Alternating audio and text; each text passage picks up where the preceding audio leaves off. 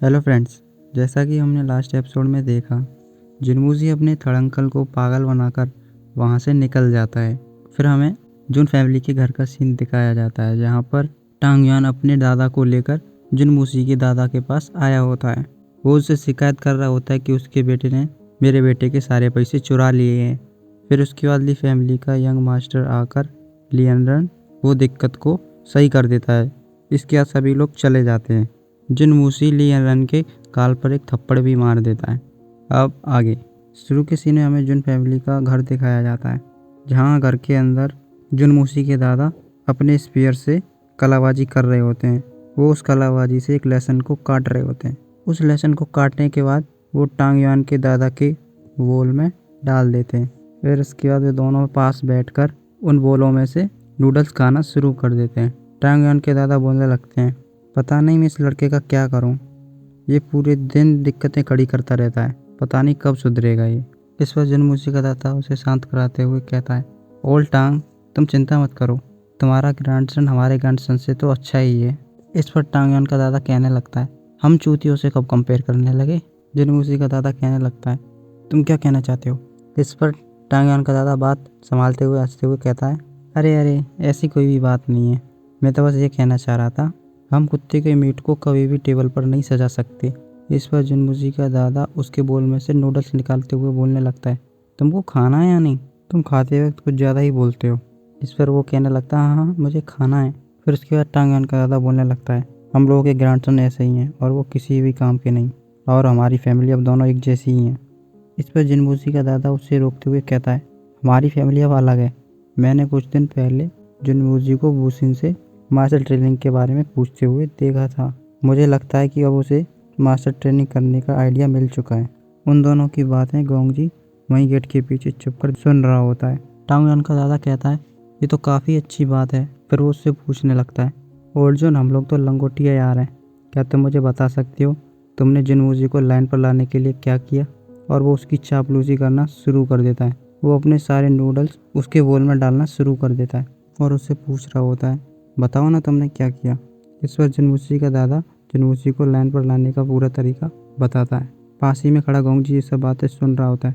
उसकी फट रही होती है, क्योंकि जिनवूजी का दादा मारने के सारे कर रहा होता है और वो वहाँ से भाग जाता है।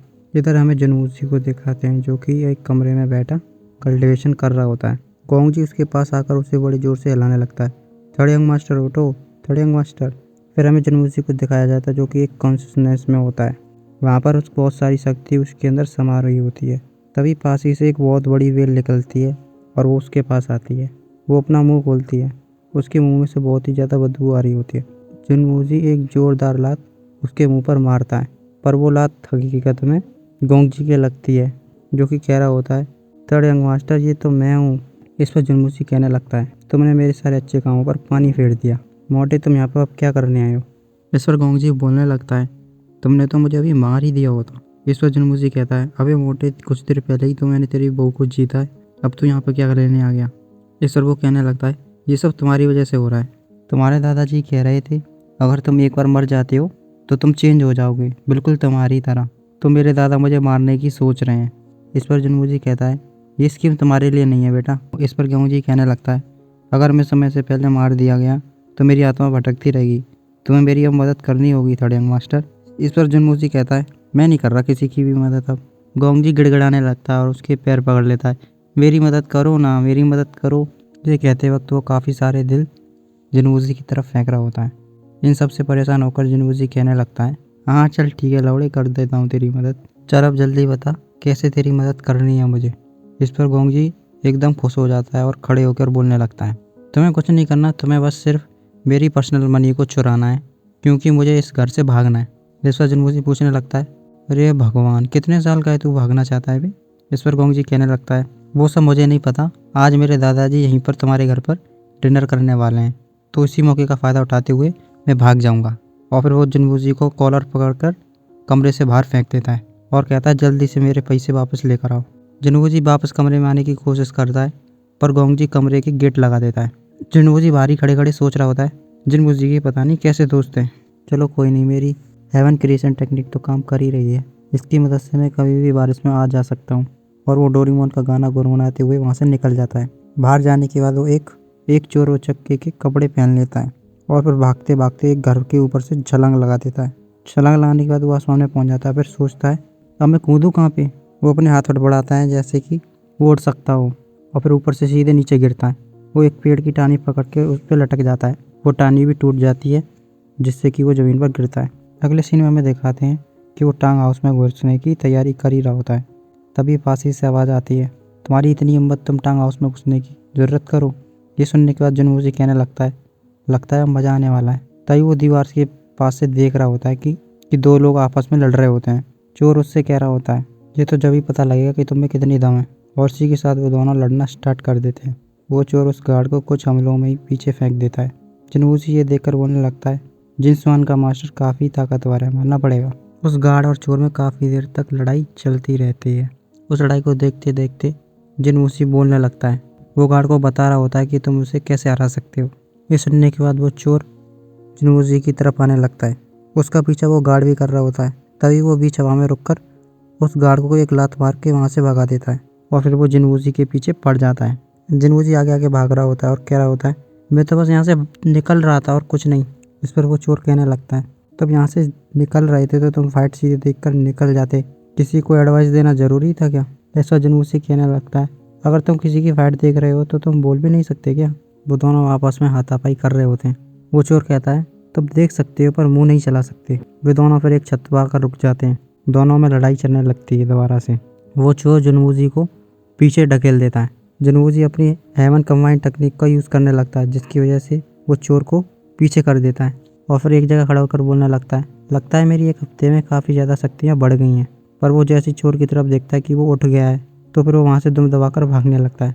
चोर उसके पीछे पीछे भाग रहा होता है और वो अपना एक घूंसा चला देता है। जनवूजी उस घूंसे को डॉच कर देता है और उड़ते हुए एक लात उसके सिर में मारता है जिसकी वजह से उसका मुखौटा उड़ जाता है। जिनवूजी फिर उसकी तरफ मुड़कर देखता है। वो देखता है कि उसके हेड के साथ साथ उसके बाल भी उड़ गए होते हैं। ये देखकर वो चौंक जाता है क्योंकि उसकी चाँद चमक रही होती है। जिनवूजी अपनी आंखें बंद कर लेता है और कहने लगता है मैंने कुछ नहीं देखा। इस पर वो चोर कहने लगता है मैं तुम्हें मारना नहीं चाहता था पर तुम मेरी ज़िंदगी का सबसे बड़ा रहस्य जान गए हो। इस पर जिनवूजी कहने लगता है बाल एक आदमी की जान होते हैं, मैं समझ सकता हूँ और इस वजह से तुम मुझे मारना चाहते हो।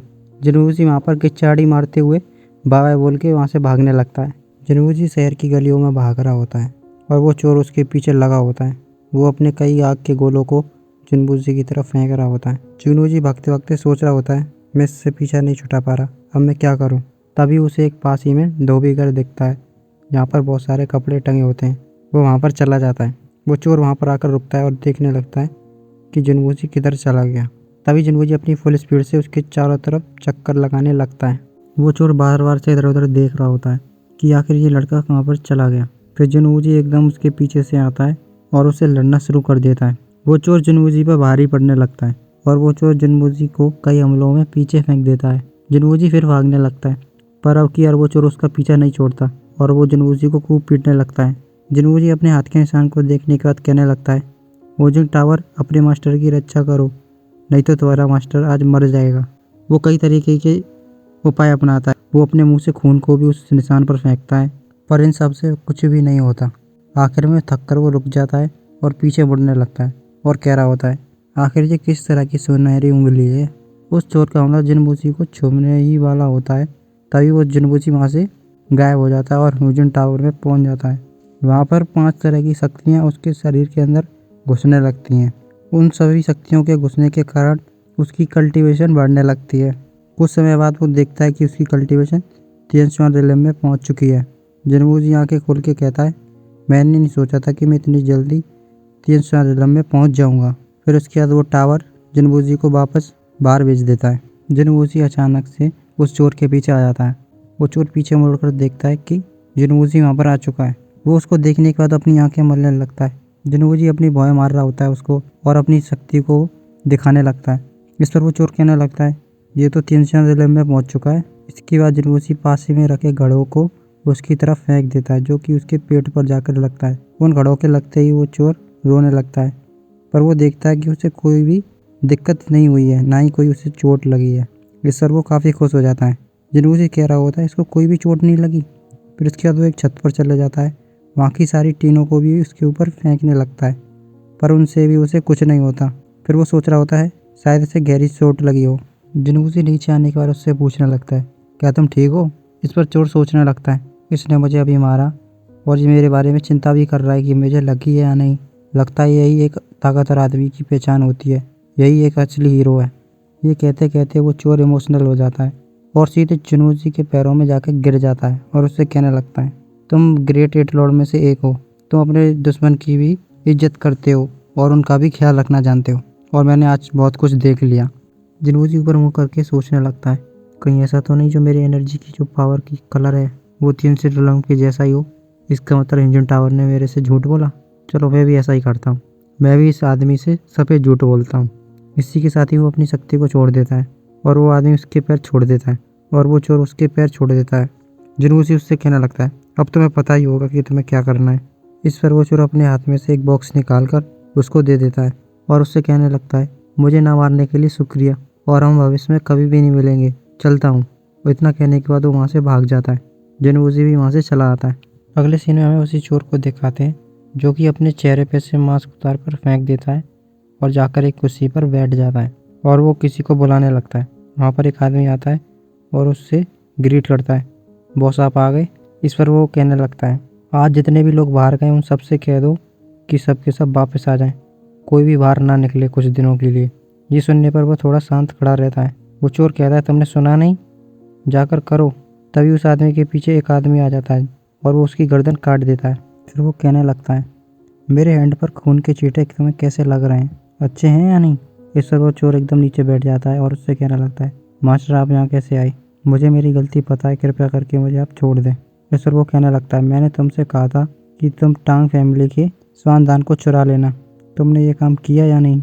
इस पर वो कहने लगता है मैंने वो काम कर दिया था, पर पता नहीं अचानक कहाँ से एक 300 रिलम का आदमी आ गया। और पर वो उसे बीच में रोकते ही कहने लगता है मुझे ऐसा क्यों लगता है कि तुम टांग फैमिली से बहुत ज़्यादा डरते हो।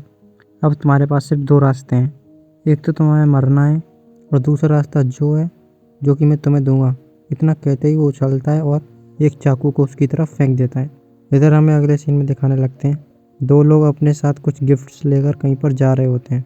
गोंगजी अपने घर के गेट के आगे खड़ा होता है और कहने लगता है मिस्टर झांग, मिस्टर ली, मेरे दादाजी ने मुझे आप दोनों के इंतज़ार करने के लिए ही कहा था कि आप दोनों गेट पर मिलेंगे। तभी अचानक वहाँ पर एक कागज़ आता है और उसके मुंह पर आकर लग जाता है। वो उस कागज़ को पढ़ता है और कहने लगता है टांग फैमिली ने अपने स्वानदान खो दिया, इसका मतलब टांग फैमिली अपनी ताकत भी बहुत जल्दी खो देगा। लगता है हमें दूसरी फैमिली में जाना होगा। उनमें से एक आदमी वापस आता है और गोंगजी पे से वो गिफ्ट वापस ले लेता है और वहाँ से चले जाते हैं। गोंगजी कह रहा होता है इन जैसे लोगों की वजह से ही सारे लोग पागल हो रखे हैं। हमें अगले सीन में जिनमूसी दिखाया जाता है जिसकी जांच कायर कर रही होती है और वो उठते उठते कह रहा होता है मैं तो बस कुछ देर के लिए सोया हूँ और इस स्वानदान ने बहुत बड़ा कांड फैला के रख दिया।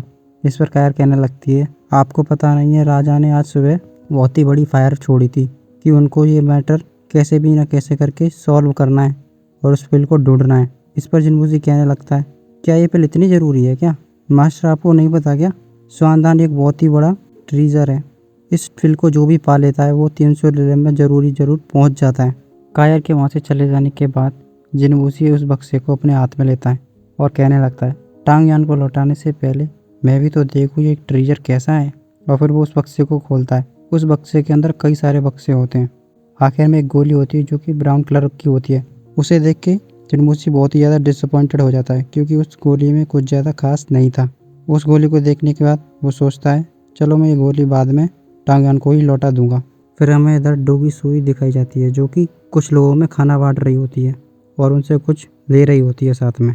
वो उस चीज़ को लेने के बाद एक सीक्रेट दीवार में रख देती है। उसके बाद वो एक अंदर कारखाने में चली जाती है जो कि कारखाना दिखने में बहुत ही बड़ा था। उसके अंदर बहुत सारे कागज़ बन रहे होते हैं। उन कागज़ों पर बहुत सारी लड़कियां कुछ ना कुछ लिख रही होती हैं। वहीं पास ही में डोगू सोई बैठी होती है और कह रही होती है मैं भी तो देखूं कौन सा उल्लू का पट्टा है जो मेरे से पहले इस न्यूज़ को फैलाता है। इसी के साथ ही एपिसोड ख़त्म हो जाता है। मिलते हैं अगले एपिसोड में।